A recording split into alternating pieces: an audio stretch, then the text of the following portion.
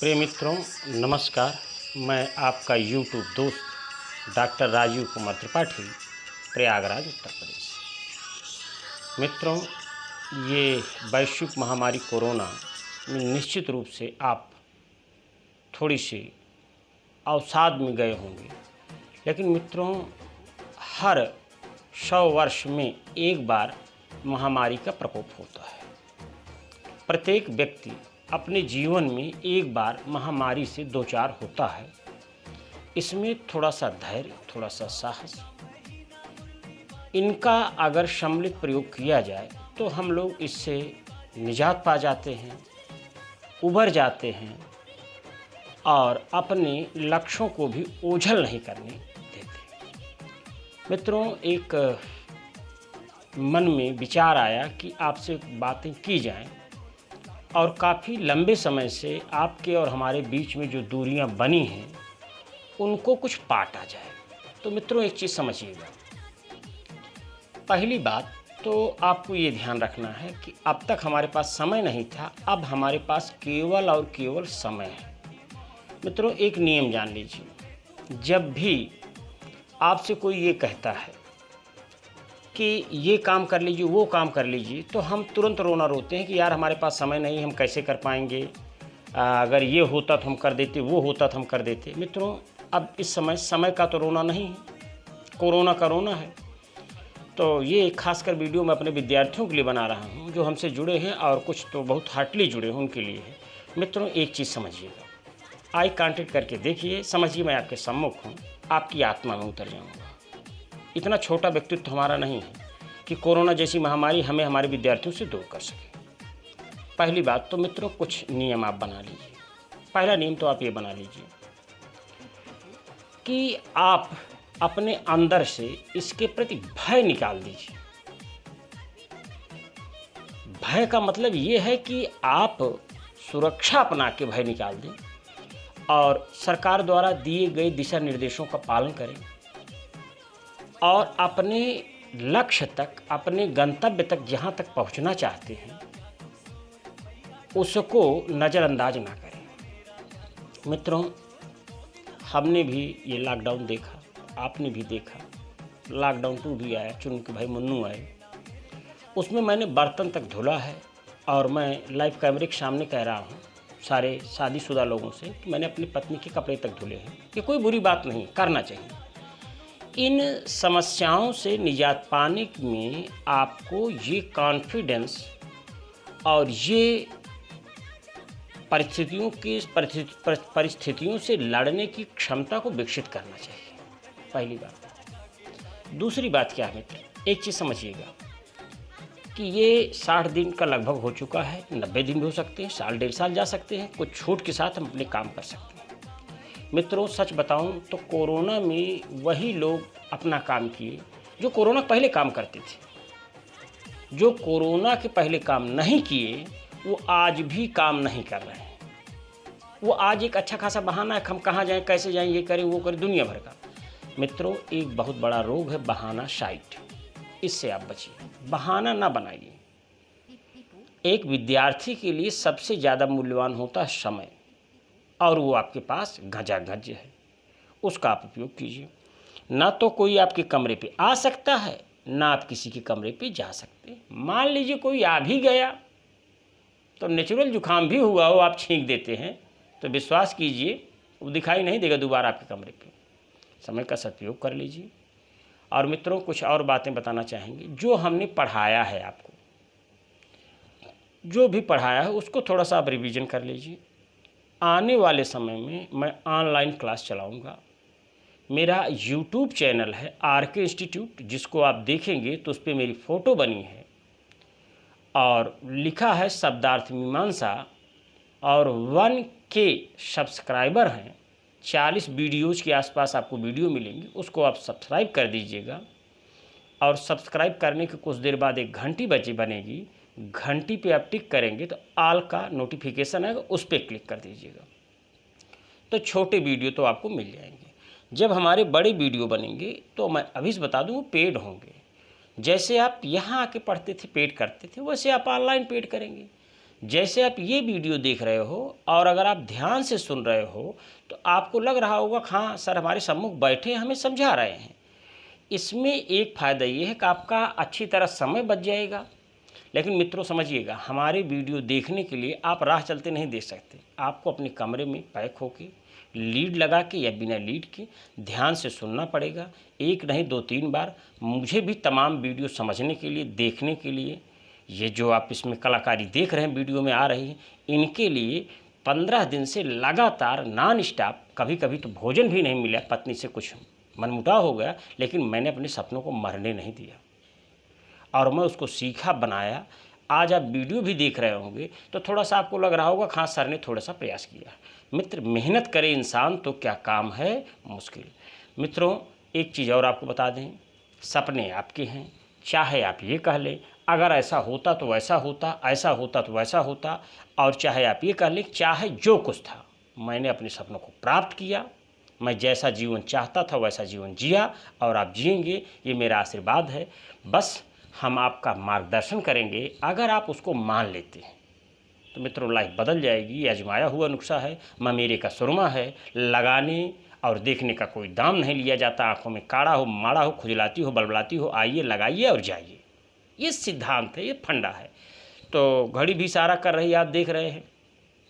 ज़्यादा लंबा वीडियो होने पर आप झेलते हैं। अच्छा, एक चीज़ और बता दें, जो बात आपको बताना चाहते थे। कुछ लोग गांव निकल गए हैं तो बोरी में भर के किताब तो लेके गए बच्चा, लेकिन बोरी का मुँह फिर इलाहाबाद में ही खुलेगा। तो ये गलती मत कीजिए, एक किताब कोई निकाल लीजिए।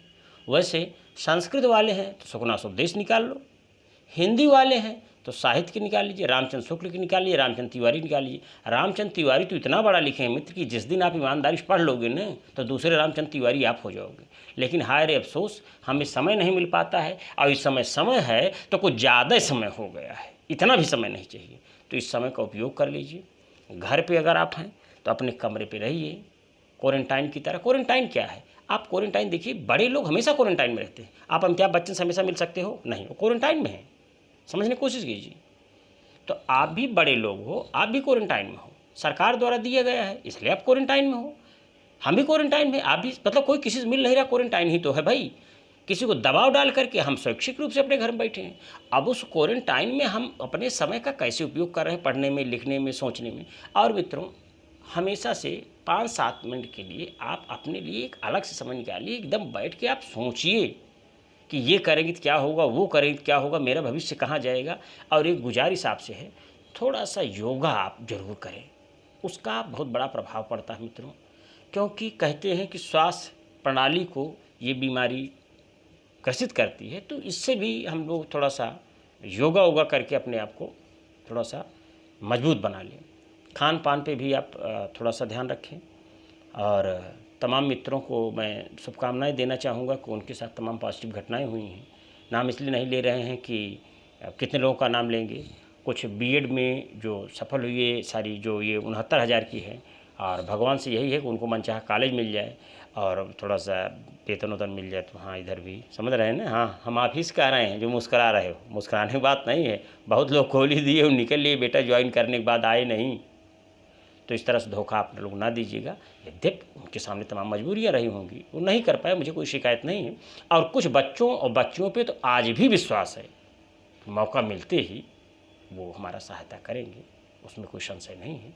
और उनसे अगर हमारा वीडियो देख रहे हैं तो उनसे एक गुजारिश भी है कि कभी दबाव में आप मेरा सहयोग ना कीजिएगा। मैं आपका गुरु हूँ, पड़ोसी नहीं हूँ।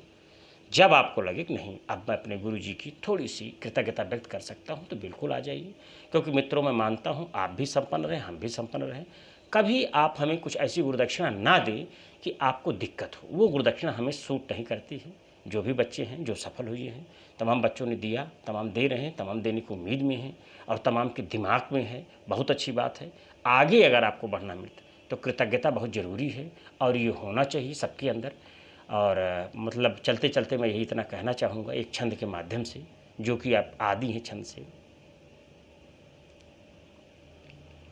कोई पत्थर की मूरत है, किसी पत्थर में मूरत है, लो हमने देख ली दुनिया जो इतनी खूबसूरत है।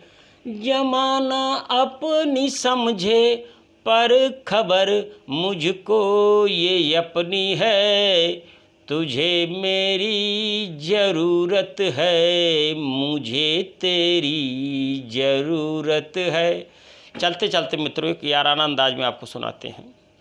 अगर आप सचमुच माई के लाल हैं और जवाब देना चाह रहे हैं तो कुछ लोगों का झोल झाल है भाई कोई गलत नहीं प्रेम करना, तो दूर हो गए हैं। अगर आप दूर हो गए हैं और क्वारंटाइन हैं, पढ़ाई लिखाई कर रहे हैं, तो वो उधर से जो गीत आता है और प्रश्न पूछती है नायिका कुमार विश्वास जी ने जो लिखा है उसी के माध्यम से बताएंगे कि ये दिल बर्बाद करके इसमें क्यों आबाद रहते हो, कोई कल कह रहा था तुम इलाहाबाद रहते हो, ये कैसी नेमतें मुझको अता कर दी मेरे मौला, मैं सब कुछ भूल जाती हूँ मगर तुम याद रहते हो। मित्रों सफलता के बाद प्रेम कोई बुराई नहीं है, प्रेम में सच्चाई है तो प्रेम अच्छाई है। तो आपका जवाब हो सफलता के बाद, वो मैं आपको जवाब दे रहा हूँ। सचमुच माई के लाल हो तो ये जवाब दीजिएगा।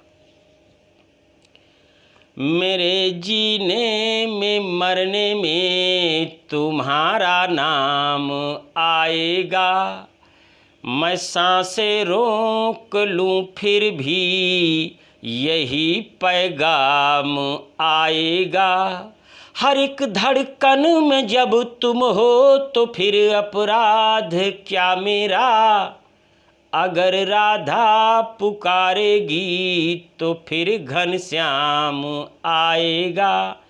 इस गीत के लिए मैं कुमार विश्वास को के प्रति कृतज्ञता व्यक्त करता हूँ कि उन्होंने हिंदी साहित्य जगत में काफ़ी अच्छा काम किया है और उनके प्रति मैं नमन भी करता हूँ, क्योंकि आजकल भैया ऐसा है कि किसी के गीत गुनगुना दो जी तो रॉयल्टी मांगने लगता है। तो उनके गीत हैं, आप इसको समझिए, वो हमारी पीढ़ी के बहुत अच्छे स्तंभ के रूप में स्थापित होने जा रहे हैं और हिंदी साहित्य के लिए उन्होंने बहुत कुछ किया है। मैं उनको प्रणाम निवेदित करता हूँ और आप सबसे कहता हूँ कि आपका दिन शुभ हो, प्रसन्न रहें, व्यस्त रहें, मस्त रहें। मित्रों किसी से मिलें तो ऐसी बात करें कि वो भी खुश हो जाए, आप भी खुश हो जाए। लेकिन यहाँ तो लोग सोचते साला ऐसी बात बोल देंगे कि जितने रोमकूप है सब जल जाए। ये बचाइए, ईर्ष्या बहुत गलत है, प्रतिस्पर्धा होनी चाहिए। वीडियो लंबा हो रहा है, मैं अपने औकात पे आता हूँ, सीधे सीधे और सीधे। नमस्कार, जय हिंद, जय भारत। कोरोना से बचने के लिए 2 गज की दूरी है बहुत ज़रूरी। 2 गज माने 6 फीट। हमारे सारे स्टूडेंट लगभग 6 फीटे हैं, कुछ लोग तो कुछ ज़्यादा लंबे हैं। तो भैया स्वस्थ रहिए, व्यस्त रहिए, मस्त रहिए, थोड़ा सा हमको भी याद करते रहिए और थोड़ा सा भाई हवा नहीं रहा, सब सन्नाटा है भैया एकदम, समझ लो। तो चलिए ठीक है, ईश्वर की कृपा से बहुत कुछ अच्छा हो रहा, बहुत कुछ अच्छा होगा और आपके साथ भी होगा। नमस्कार, जय हिंद, जय भारत। बंदे में है दम, बंदे मातरम।